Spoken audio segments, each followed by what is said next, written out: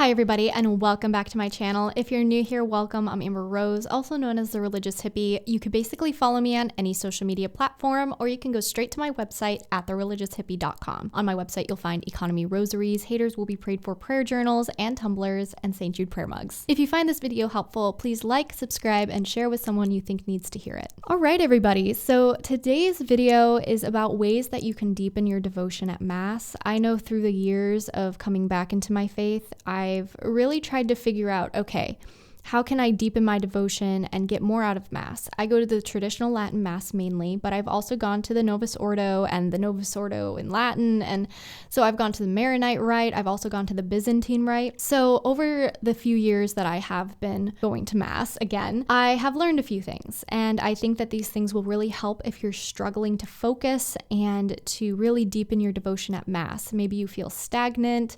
Maybe you're like, oh yeah, I go to Mass, but I'm not really getting much out of it. I feel like I'm just there. Or maybe you feel like, I'm doing great. I don't really have any issues, but I want to go a little deeper. Wherever you are in that journey, I think that this video will be helpful. So let's get started. Okay, the first one I have for you guys is to arrive at Mass 15 to 30 minutes early. We really need time to get into the mindset for Mass and leave all the chaos and hustle and bustle of the world outside the church doors.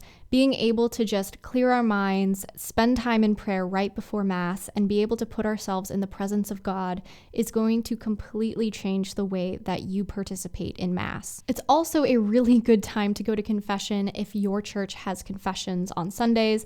I go to a church where they only have confession on Wednesdays and Saturdays unless you go by appointment, and they'll be in that confessional anywhere between like an hour to 6 hours. It's crazy.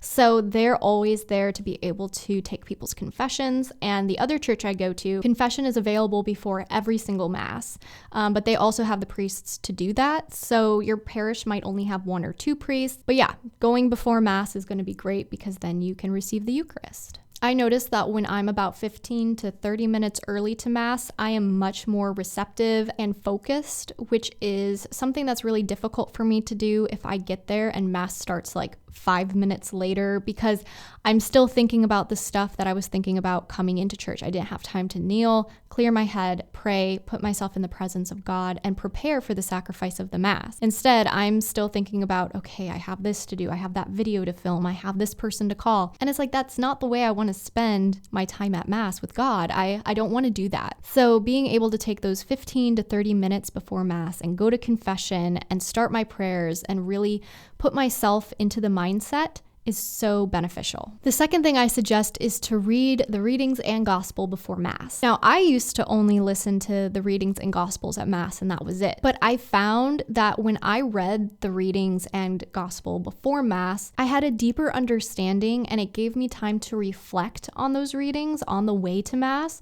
so that when we heard them at Mass, the readings really hit their mark and I was able to understand them a little more deeply. It also would give me questions to ask things like, what is God saying to me? How does this apply to my life? And if you don't completely understand the readings or the gospel for that day, this gives you time to be able to go and research what Jesus meant by a parable or what the Old Testament meant about something else. It can be really difficult sometimes to understand these readings in the moment when we're being told them by the priest.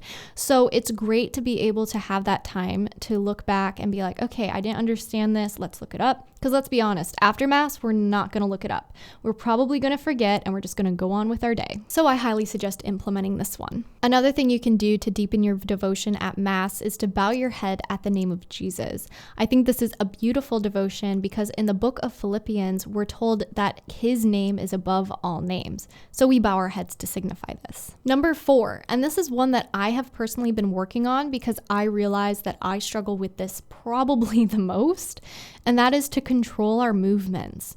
Now, what I mean by this is that instead of going like, as soon as you get into the church, really be controlled with the sign of the cross. Be like, okay, I know what this means. The sign of the cross is a mark of the Christians, and it's something we tend to do very quickly, but there are a lot of spiritual benefits that I don't think we understand come with the sign of the cross. It's an abbreviated version of the Apostles' Creed, so when we're doing it, we are professing our faith. There's so much more to it, but I do think it's something that's overlooked and we should really take our time with it. Also, genuflecting. I see so many people who don't even genuflect these days, which is so sad, but genuflecting in general and taking your time with it, going down on one knee, not feeling rushed. And I know it can be difficult because you feel like, oh, there's people behind me or something. Don't worry about them, okay?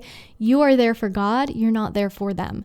So by showing reverence and respect to God, you're putting God above the opinions of other people, and that's what should really matter to you. And the fifth thing you can do is you can keep your hands in the praying position when you're standing. My fiance does this, and I was curious about it, but it turns out it's usually what the altar boys do at my church as well. They always keep their hands like this whenever they're standing, and whenever they're sitting, they have their hands on their knees. And I think it's really important because it shows this level of reverence. We know who we are in the midst of. We know who is before us. It's the King of Kings, the Lord of Lords.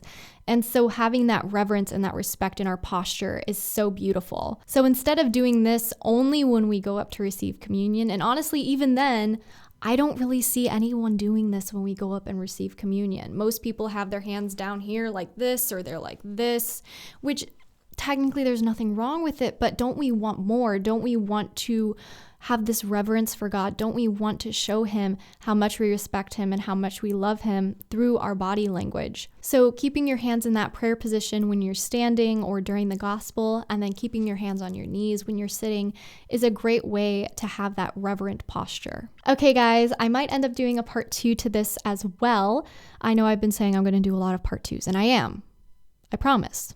But if you guys have anything that you think would deepen devotions at Mass, definitely comment it below. And with all of that being said, don't forget to like, subscribe, and share, and I'll talk to you in the next one. Bye, guys.